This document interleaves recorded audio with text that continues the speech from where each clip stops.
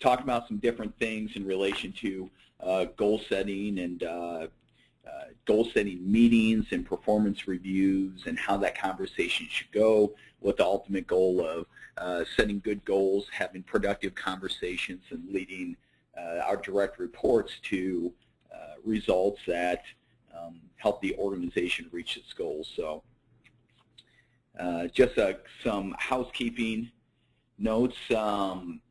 We are Merit Senior Living, and for those of you who are not familiar with Merit Senior Living, in simple terms, we are an HR organization that partners with senior living communities and senior living organizations all across the country in a variety of capacities.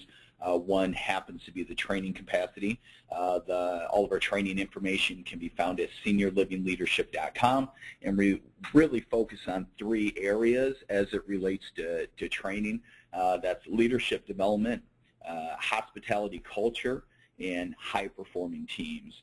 We feel that if, and what we're hearing from the senior living space, that those are the 3 biggest areas, and we feel if we're able to help leaders be more effective, we're able to help our clients create an environment that's welcoming and that consistently exceeds resident expectations, and finally helping their teams work most productively together, that you're going to reach your goals, and everyone's going to be satisfied. Residents will be satisfied, employees will be engaged, and leadership will be reaching their goals and continuing to take the communities and organizations to the next level.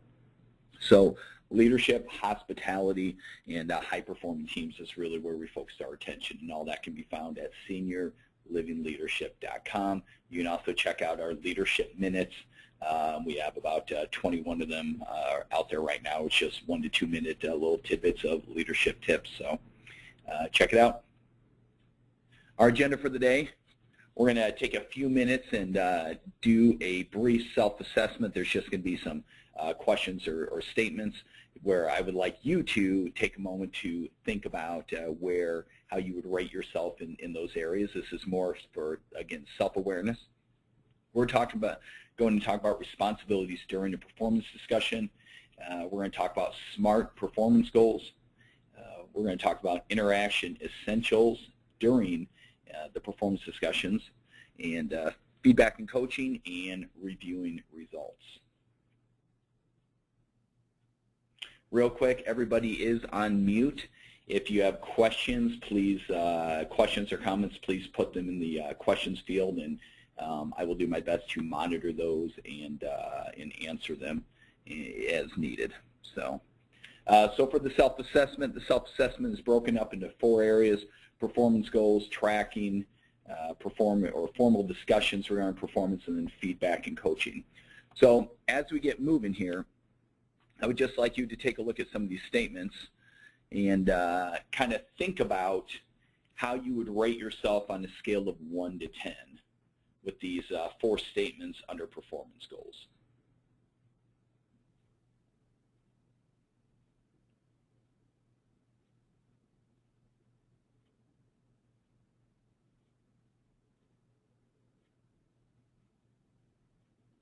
Are your direct reports' performance goals specific, measurable, attainable, relevant, and time-bound?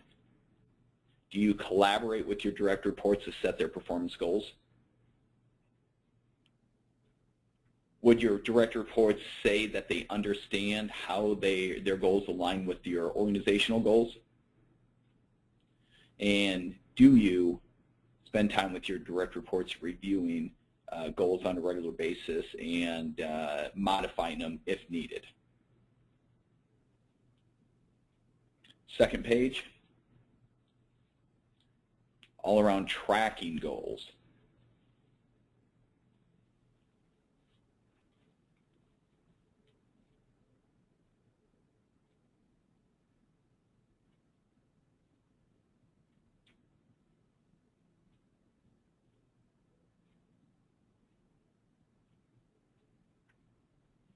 Again, this first point here, we're going to get into SMART goals in a moment, but are the performance goals measurable, attainable, relevant, and time-bound? Obviously specific. Is there a collaboration between you and your direct report to set these goals? Collaboration is really key. We'd rather have collaboration than telling them what they need to do. We would like to involve them in the conversation and get their take and their buy-in to achieve the goals. Do they understand how the goals align with the group or organizational objectives?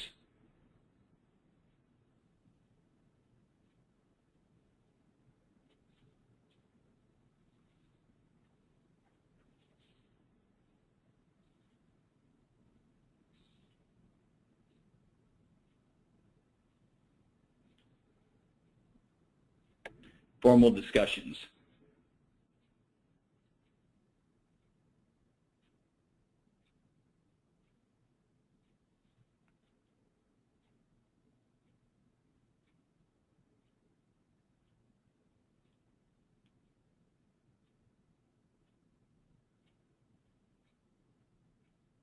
Do you have frequent formal performance discussions?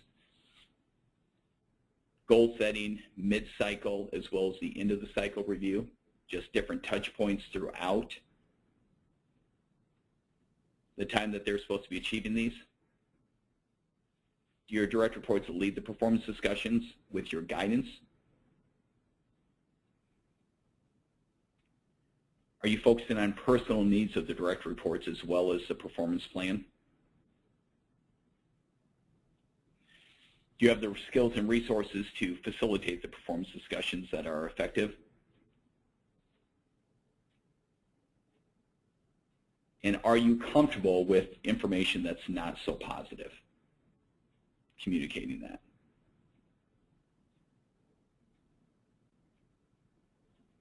And finally, feedback and coaching.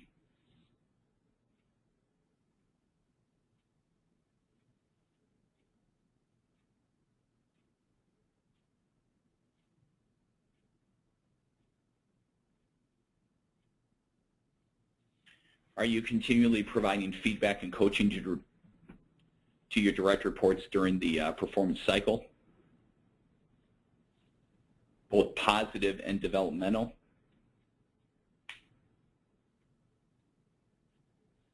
Are you giving feedback based on your observation and also different pieces of criteria that can be measured that are documented? And are you making touch points to make sure that there are no surprises as you're moving forward with your discussions and feedback?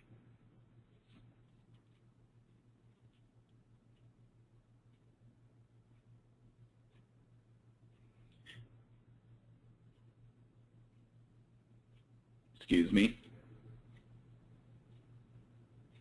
Okay, next we want to discuss roles and responsibilities during performance discussions. This has got to be a two-way street here, and we want to involve the direct reports in a discussion with identified responsibilities and roles rather than just them being told what they need to accomplish and why they need to accomplish it. Here's an example of how this can be broken up between the leader and the direct report. For example, at the beginning, the leader may confirm discussion details, maybe a high-level guide. The leader creates the agenda. The direct report is responsible for taking notes in preparation for the discussion and to have questions ready regarding what's expected of them. Okay, so it's very much of a two-way street.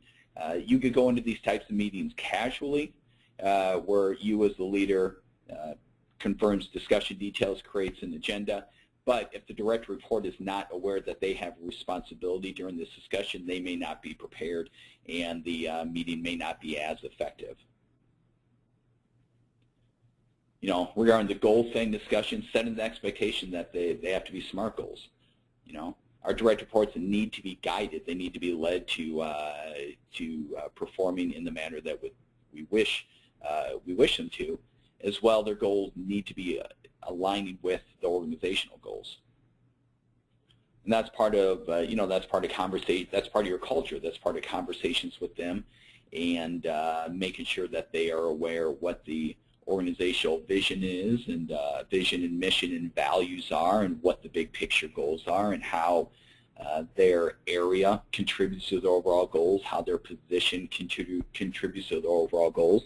And so we want to make sure that they understand why their role is important, as well as holding them accountable for how they're setting the goals so that they can be as successful as possible. And then after they've started to achieve the goals, reviewing the results during the discussion, there's a handful of things that you as a leader will want to be responsible for, but we also want to make sure that the direct reports are aware of their responsibility as well. Again, if you take anything away from this piece right here, it's that it's a two-way street, and both the leader and the direct report have responsibilities that need to be followed through with in order for the performance discussion to go to be as effective as it can.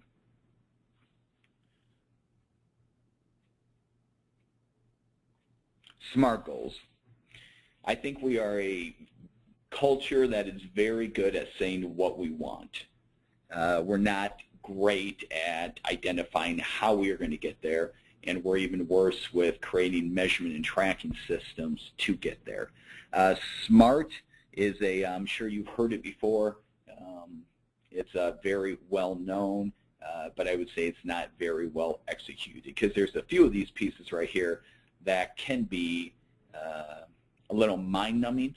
It's not as comfortable for individuals to put into place, but it's absolutely needed. So when we're talking about SMART goals, we start with specifics. So we clearly want to state what we want to accomplish. They have to be measurable. There has to be some kind of a way to measure it. Now, I'm going to be talking about in a few minutes, I'm going to be talking about tangible and intangible goals, but they have got to be measurable. There has to be a start point, there has to be an end point, and we have to know what progress looks like along the way to make sure that we are moving in the direction of our goals. If it's not measurable, what are we basing success off of? It has to be attainable. They need to be realistic. No better way to set somebody up for failure than to give them a bunch of goals that they don't think is possible, and when in reality they may not be possible. The goals need to be relevant. So as stated in some previous slides, when it comes to relevancy, what does this goal have to do with the bigger picture? By them achieving these goals, how is it relevant in helping the organization achieve their goals? How is it fulfilling their vision and fulfilling their mission? How is it executing values? How is what they're doing tied into the bigger picture? Why is it relevant and meaningful and purposeful? And time-bound, we have to, again, kind of like with the measurable, you have to have a starting point and you have to have a finish point. We need to be able to put time constraints around there, or time deadlines on there, so we know what needs to be achieved during what period of time, so it can all be measured to make sure not only that we are hitting the goals and being successful in achieving the goals, but we're doing it in a manner that's we're meeting time expectations as well. Everything we do has time attached to it. Some's urgent, some's not as urgent, but nonetheless, it needs time constraints and it to be time-bound. Some pitfalls with setting SMART goals: using vague language, such as promptly or as soon as possible. What does that mean? So that gets back into when we're talking about time goals. Yeah, it might be urgent. You might want it as soon as possible, but what does that look like, right? If today's Tuesday, July is 29th, and I need something as soon as possible, the last possible time I may need it or really want it maybe a week from now. Okay, so we want to put those time deadlines on it so we have clear expectations on what we're asking for, but also our direct reports have clear expectations as what to work within. Writing all or nothing goals. We definitely have to have a clear end goal, but we want to know what the progress looks like in between there, so we know our progress, we're able to celebrate our successes, and further identify what the gaps are so we're able to achieve them. Agreeing to tasks or activities, not the actual goals. The tasks or activities are going to fall underneath the actual goals.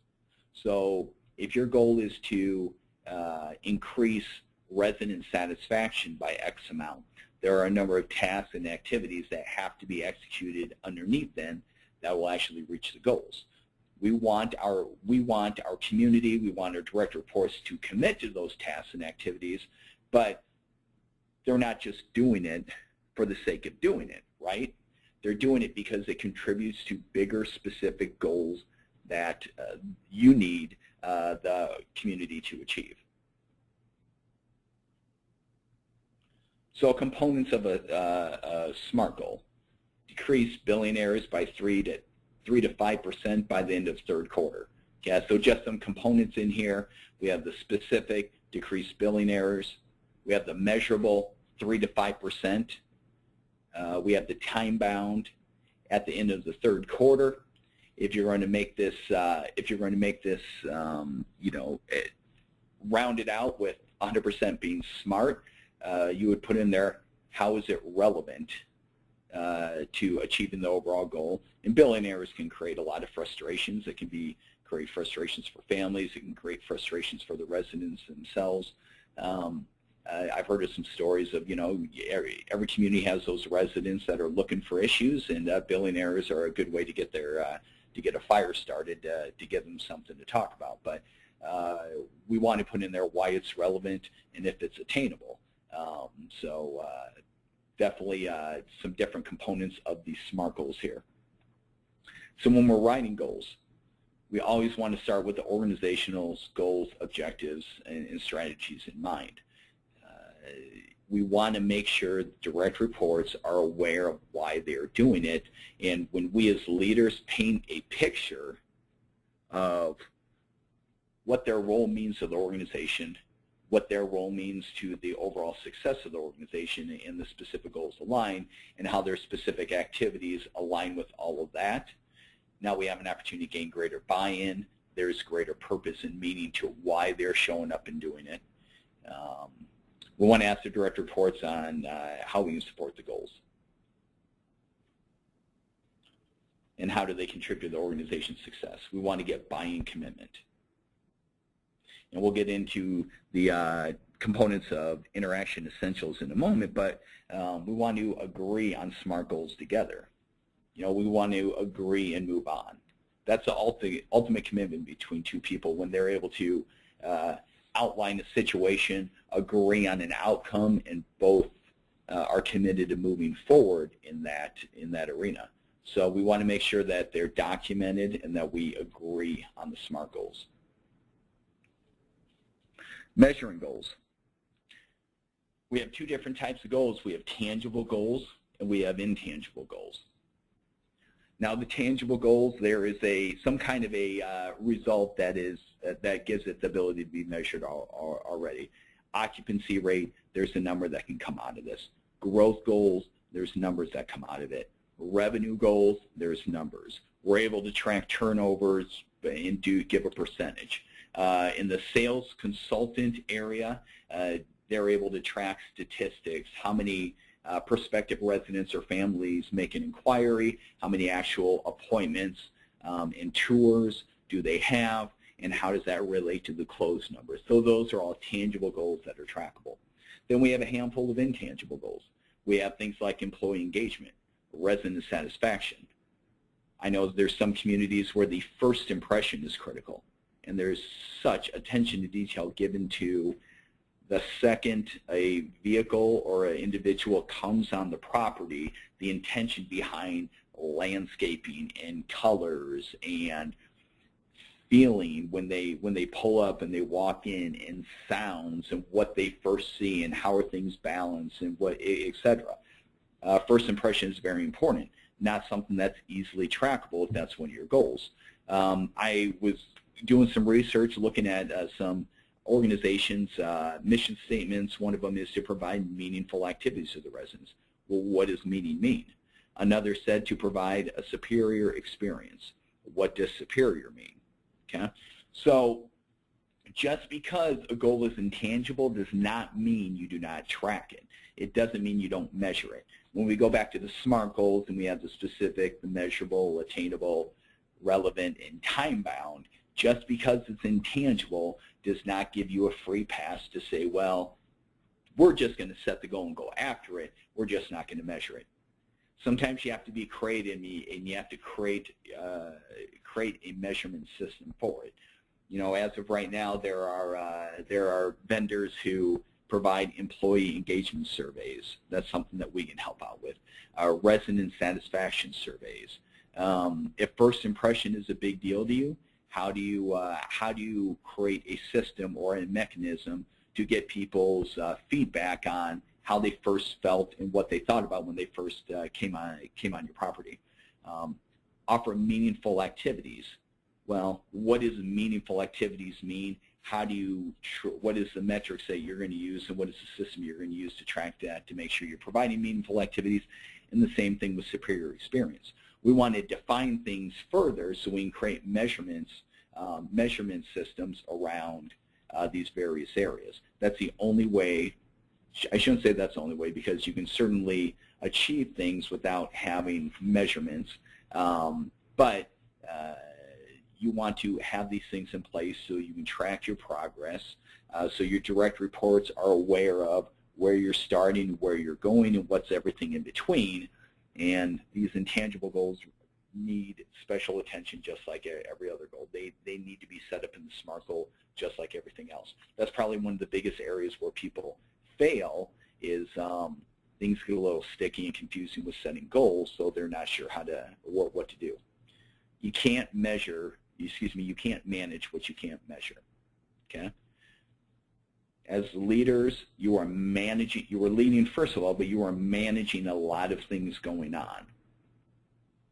You need to be able to measure it. You need to be able to look at information and see progress and make adjustments as needed. You cannot manage what you can't measure. So let's lead into performance discussions.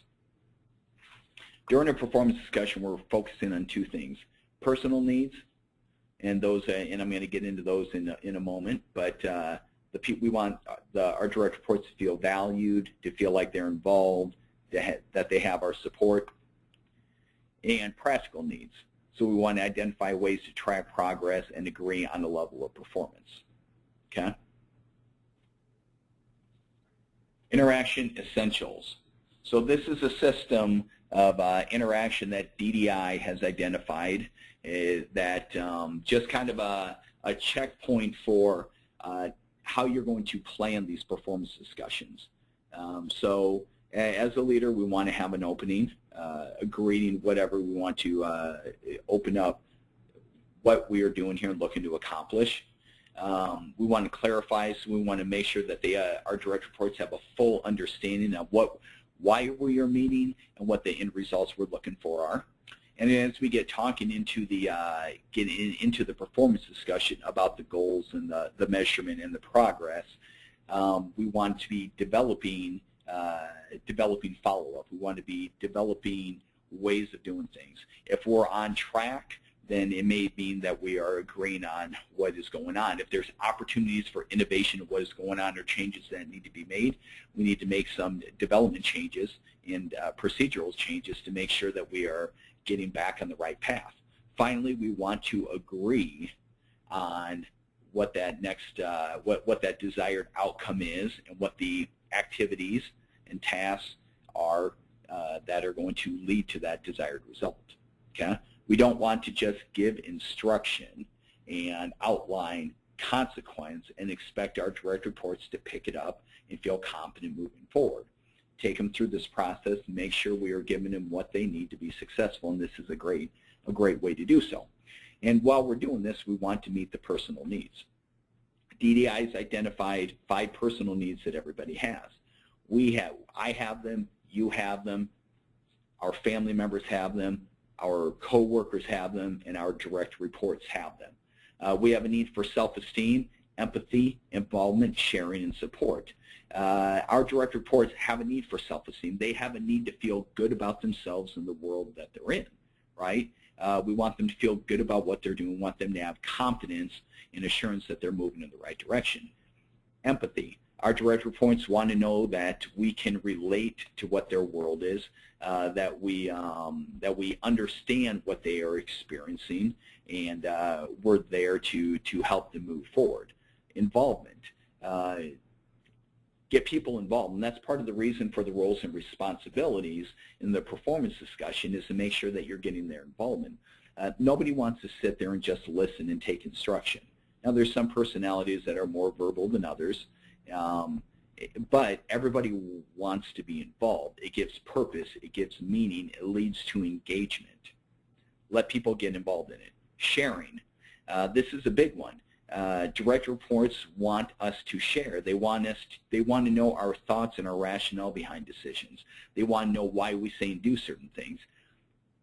As a leader, if we are willing to share information, call it transparency, just call it however you want to frame it, that is going to lead to greater trust between us and our direct reports, which will lead to more engagement, greater commitment, et cetera, et cetera. But we just cannot give instruction, expect them to move forward, and happily achieve the goals. We need to build the relationship there. And finally, support. Now, support doesn't mean we do things for them. Support means that we, as leaders, are providing them the resources to reach their goals, whether it's our mentoring or whether it's the physical resources that they're going to need to be successful. But these 5 things are things that we are trying to accomplish when we're talking about the interaction essentials. So we want to take those 5 things into consideration. You can see them in the center of that circle there. Take those 5 things into consideration: the esteem, empathy, involvement, sharing, and support, as we are taking them through the interaction essentials flow. When we're opening and clarifying, making sure that they understand everything that's going on, working together to develop the plans on how we're going to move forward, whether it's doing the same thing or whether it's doing something different, getting everybody's buy-in on why it's important and why it's good, and agreeing on the appropriate action we're going to take, and close. We want to leave them feeling good about what's going on, even if the conversation is not maybe a positive one. And that's where we get into effective feedback and review results.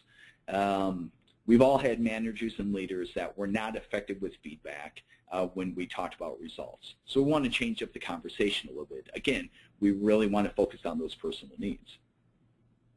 When we're giving feedback, we want to focus on a couple different things. We want to focus on what people are expected to achieve, right? So those are the goals. Those are the end result goals, what's happening during the tasks and activities. And we want to focus on how people are accomplishing the goals, how they're thinking about things, what they're doing about things, etc. And some of you might be familiar with this model, this effective feedback model. We learned it through DDI, but it really focuses on when you're given feedback, a few touch points to make sure that you're given the most effective feedback and setting people up for results, the best results. So when we're giving feedback, we want to identify the situation, talk about the task, discuss the action that took place, and make sure we're outlining the results. Now, the blue star here is for, I would say, more positive feedback, and then the red star is, what am I trying to say here? It's developmental feedback, excuse me. So it's when maybe results aren't the best. We want to use this model to right the wrong and correct the course of action so we get the best results. An example. Excuse me. Last week, Miss Smith was frustrated and complained about her food being cold. You accepted responsibilities and quickly replaced her food. As a result, she was appreciative and left happy. Okay, so the situation in task last week when Miss Smith was frustrated and complained about her food being cold, the situation task, the action was you accepted responsibility and quickly replaced the food for her. The result was, as a result, she was appreciative and left happy, right? So this is a positive outcome. We had a resident that wasn't thrilled about what was going on.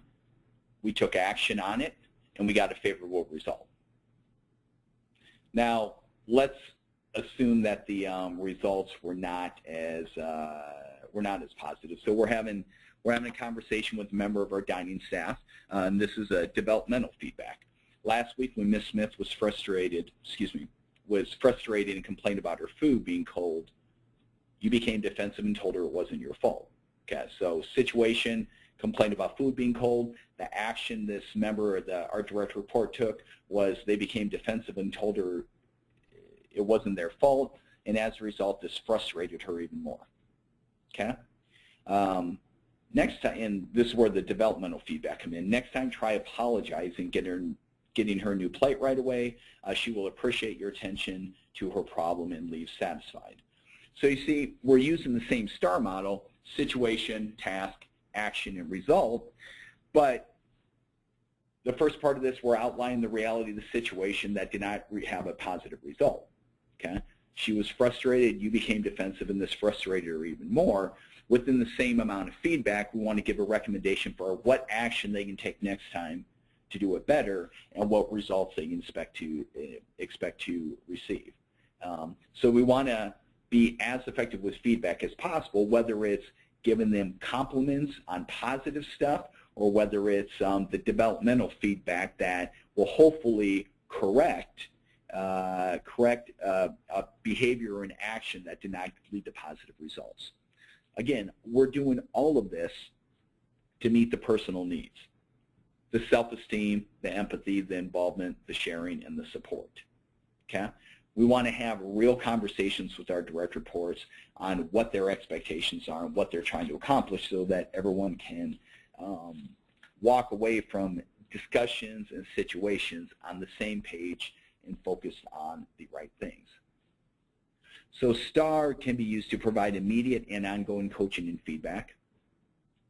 And it can be used to gather behavioral data for mid-cycle and end-of-cycle performance discussions. At the end of the day, the feedback is about building confidence and knowing that you have accurate information, or it'll identify if you need to gather more information with this. But we want to have continuous conversations in those performance discussions with our direct reports to make sure that we are being effective with the interaction essentials and meeting the personal needs and providing feedback that helps them become aware of what the realities of the situation is, but also points them in the right direction and gets them set on the right course to correct the action so they get better results next time. As a recap, you looked at the self-assessment at the beginning of the webinar. We talked about we want to clarify responsibilities during performance discussions, clarify responsibilities and roles. It is a two-way conversation. It's not just us telling what needs to happen and why. We want to give responsibilities to our direct reports and have them prepare for the discussion so it can be a meaningful discussion for both people. You want to set goals that are SMART: specific, measurable, attainable, relevant, and time-bound. We want to make sure that regardless of them being tangible goals or intangible goals, they need to meet these 5 pieces of criteria. It's going to be better for you as a leader when you're trying to manage everything, and it's going to be better for them, the direct report, as they are trying to fulfill the expectations and achieve the goals. We want to use the interaction essentials to meet personal needs, right? Things are not always going to go great. When they are, we want to give feedback. We also don't want to be those leaders that only focus on the negative things or only talks to people when we have a problem. Give feedback. Start with the situation, what action they took, and how it resulted in a really positive outcome. So they're able to, that raises their confidence, their self-esteem, and moving forward and continue to do an effective job. When it's not good, we want to do the same thing. State the situation and task, what action they took that did not lead to the favorable results, and finally, the results that were not as effective. But if they take this next action that's more productive, look how the results can be different and more positive. We want to make sure we're very intentional with the flow of conversation we have with our direct reports to have them leaving confident and again, their personal needs being met. And finally, while reviewing results, provide feedback and coaching that improve performance and results. And that bullet point kind of goes in with the other one. Be very intentional with what kind of feedback you're giving and what you are looking to accomplish with that feedback. At the end of the day, we want to be confident in our direct reports that they know what they are doing, how it aligns with organizational goals, and we need everybody to accomplish their individual goals so that our teams are reaching their goals and our organizations reaching their goals.